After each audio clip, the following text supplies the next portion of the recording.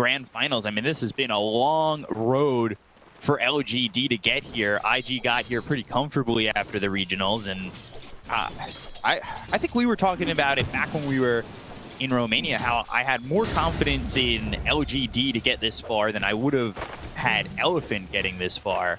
And I mean, they're really stepping up to the plate. They are.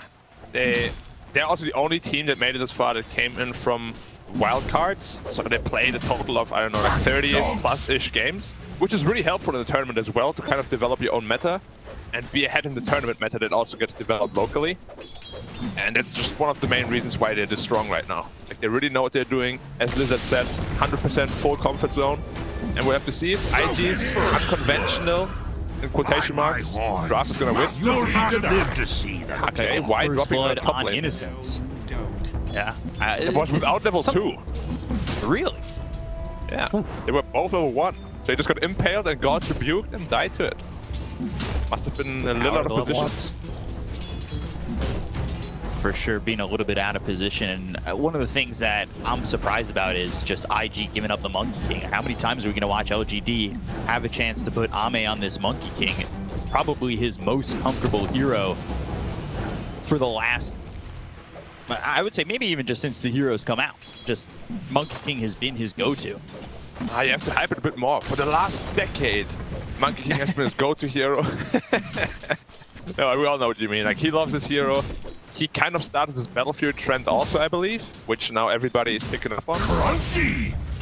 Yeah, he's definitely one of the best Monkey Kings. Waveform forward, trying to freeze over Faithion. He's not going to freeze over. The shackles on a Fly won't lead to anything else. Faithion without Fly on the Morphling. I personally think Emo's the better Morphling player. Fly, he's played well on this Morphling before, from his times with Keen Gaming, his times with Serenity, but those are also times where I'd watch him like full shift Agi and die to like a rocket flare. Yeah, that's the only problem I have with his Morphling here.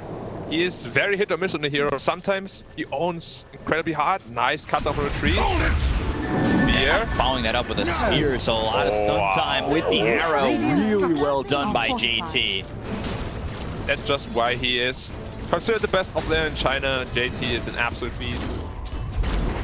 Beyond in the top lane, he's trying to defend against this, top tower is under but attack. There's not much defense he can really make out of it. They've got the Hex coming in from Kaka. Inverse dive over. That's on a JT as well as Emo. Full strike not too far away, and he's stunned up once again. And this is going to be Faithion going down. IG looking good as they take yet another in the top lane. An arrow hit him, even though he already borrowed struck. So it was Morphling here. And it's what I'm wondering about is if they're going to be able to continue to make this space for Fly. I expect the next Exorcism to be a push towards mid. However, IG, they're already setting up to kind of stop this. The arena is used, and that's going to catch Q. They've got the cold feed, the spear, and a kill. Easy one. Line him up, knock him down, and JT's got another. Insane amount of damage here with AA. Was Mars. Of course, AA doesn't really do much other than deal damage, but he deals a lot of it. Consistent in lane. Playmakers, and you can definitely feel when they're not getting themselves the farm that they need to really enable themselves. Yeah, good Hex here, canceling the dive. Stun to follow it up. They'll have a spear onto the lonesome tree that's in the river. God's Rebuke finish for JT. He's got yet another, now sitting 3-0-2, so he's on a killing spree. Off that early Lincolns, simply because you don't have damage output anymore. I want to see an E-Blade or Manta style after that. Trust me, I know. Forward. Strike comes in, that's going to land onto Emo. They've got Silence to follow it up. Crypt Swarm's there. Can they get the kill on the Mirana? Yule's up into the air. They've got 4 heroes here. Exorcism, Supernova, committed leaps away! Emo! Oh my god, and they got Ame while all this is happening! Just leap away. Dire's top tower. 3 on the skin of his teeth. 100 health. Yeah. They kind of overlap the disables on the LGD side here. Ooh. Thinking about that ulti. And on top of that, they used a lot just to end up getting a tier 1 tower mid. Supernova, the Serpent Wards, Exorcism. I mean, you laid it all down. You threw the kitchen sink at them, and you didn't get a kill. You just got a tower. Yes, that opens up their side of the jungle, but that's not going to feel that great. Now they've got themselves the arena as well. The Ice Blast coming in. The Euro sets it up. And look at that. Just hopped up into the air, into the wall as he gets hit by that Earth Spike and the Spear. Nothing to say. Well, he's got nothing to say. He dies and he's dead for 30. Yeah, JT, not only a professional Dota player, but also a professional kebab maker. Hitting his spear right on the mark once more. Don't think he has missed a single one yet. For Shaman, be careful. If he gets scored, 5% of his arrows. It was kind of disgusting to watch him do that, and that was back in like the early seasons of the Dota Pit China that were happening. There were 4 seasons during the off season from the DPC, and he was really the only guy in the region who was making that hero work. As you see a blink in, they've got the Ice Blast. Ame caught again. Ice Blast is going to land onto Ame. The Burrow Strike hits on it too, but that's just maybe giving up Faithion's life. Finger comes through, they get a second. They'll land a stun onto 2 more, but they do end up trading off Emo. They go into the Moonlight Shadow, they're trying to run, but they've got the vision, they're ready to go. The Exorcism running. Mars in trouble, Cold Feet in a Spear will make sure that Nothing to Say is held back and will freeze over. So they cannot chase this Mars, but they do find the X onto the Ancient Apparition as he's TPing out. So Ali, he's caught and he's killed. Yeah, very interesting. Yeah. Doesn't get hexed, doesn't get caught.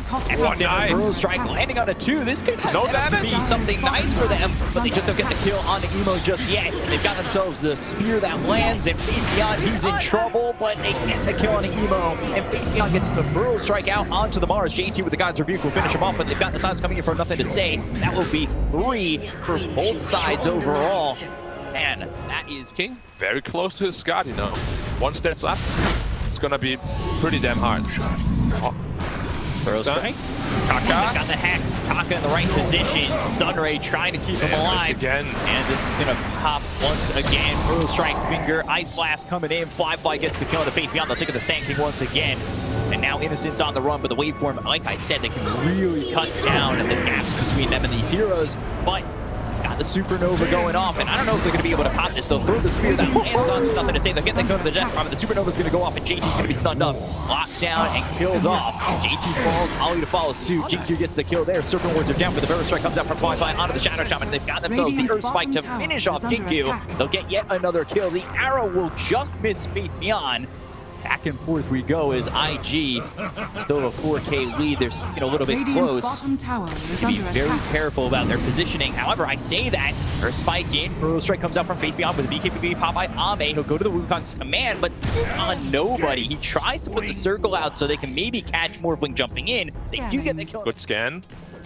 Look at Morphling, 5,000 health, 6,000 health. Let's go. Morphling back down. 4,000. 3,500, 3,000. I love seeing those numbers go up and down. Oh, they found the Morphling. They've got themselves the Burrow Strike. He's done it. He's got a lot of health to work with anymore, and he is caught for the first time, only working with 2,200 health on that point, but they've got themselves the arena as well as the Finger. The Earth Spike is going to land on 2 of these heroes. They've got the Ice Blast following it up with the Anvil. They pop the Sand King. They've got the Supernova pops. They'll get the kill on Ame. They take it on the Monkey King as well as the Phoenix. They'll look over Faithionn. They've got themselves a third. 3 heroes got on the side of LGD. Just like that, they turned it around. They had the luxury of the Aegis, and they will use that luxury to get... They want to put it on the Shadow Shaman. Elo Cape on the Morphling. One of the better items from them as well. Oh, they're falling for it. They didn't get unsmoked. They're kind of crumbling under the pressure. Oh, the good arrow. Hits onto the Phoenix. They're going to follow this up. They've got the Earth Spike as well as the Spear that's going to land on the Phoenix. Can he get himself a Supernova off? No, he can't. He does have buyback. They've got themselves an outpost right there, but they can go to They're going to end up getting themselves a second. Shadow Shaman's gone for 85 seconds without buyback, and they're going to use that Wukong's command, but it gets them nothing. They've got the Burrow Strike on the Ali. They'll look over the Ancient Apparition. They'll at least find one, but again, everything. The kitchen sink. Trying to take the outpost all by himself without buyback. And he was also the guy that used all his spells on an illusionist Cape illusion. Why? Definitely feeling the pressure here that IG is putting on them. Rana ult once more. Oh, they cut themselves Faithionn. This could be another casualty. They get the kill on a Faithionn. He's going to buy back with the Aeon to speed proc on. Nothing to say. BKBs have gone off. They get the kill there on a GQ. 3 heroes got on the side of LGD, but they've got a Sand King coming back in. Morphling, he's just out of here and onto the high ground, looking for the Burrow Strike to hit on the Faithionn. He won't land it. And again, nothing there for LGD. Exorcism. MKB. And without the Monkey King, there's just no way in hell they can ever take a fight. No buyback here on the Sand King. This fight is going to be 4v5. He sold the Aeon Disc and he went right into the monkey. Oh, big spear! Oh, the spear! It lands! Ame! Aeon Disc might have been the right choice because you are gone, my friend! That's going to be Monkey King gone for 2 minutes. All they do is pop the Aegis. This is not looking good for LGD and looking so swell for IG. They will take out Jinkyu, take out Nothing to Say. 4 heroes gone. We expect the letters and then wipe and a GG call. IG take game 1 over LGD. Radiant. Wow, and making it look relatively easy. Like LGD has some signs of life here and there, but it always felt like IG is in control. Starting from the early game, JT completely dictated